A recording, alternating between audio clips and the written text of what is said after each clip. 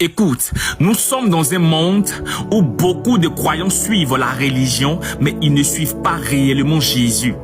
Je suis stupéfait et abasourdi, juste à l'idée de voir des commentaires du genre « fier d'être chrétien, fier d'être catholique, fier d'être musulman, fier d'être ceci ou cela ».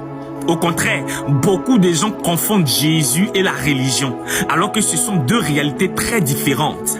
Depuis l'époque ancienne, la religion a toujours été considérée comme un système d'enseignement, de règles et de traditions. La religion a toujours été considérée comme des rites, des pratiques pour essayer de plaire à Dieu ou aux divinités. La religion a toujours été considérée comme une structure, souvent institutionnelle, qui sont des lois, des interdits, des sacrifices et des obligations. Et la religion a toujours été basée sur les débats, les discours et les contradictions.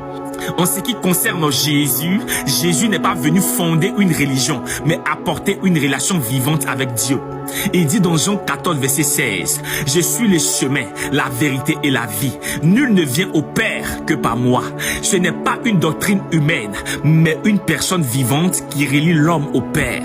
Jésus n'est pas venu ajouter un nouveau système religieux aux autres, mais plutôt accomplir la loi et imposer son règne.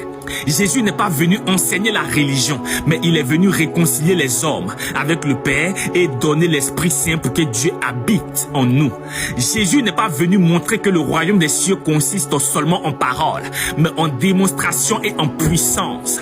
La religion vous dira, faites ceci pour plaire à Dieu. Mais Jésus dit, je l'ai déjà fait pour toi, viens à moi. La religion charge les hommes de fardeaux, de règles et de lois, mais Jésus décharge, libère et donne la vie en abondance. La religion sépare, divise, enferme et condamne, mais Jésus réconcilie, sauve et restaure. De façon plus claire, Jésus n'est pas une religion, il est une personne vivante, le Sauveur et le Seigneur. Il ne propose pas des rituels, mais une relation.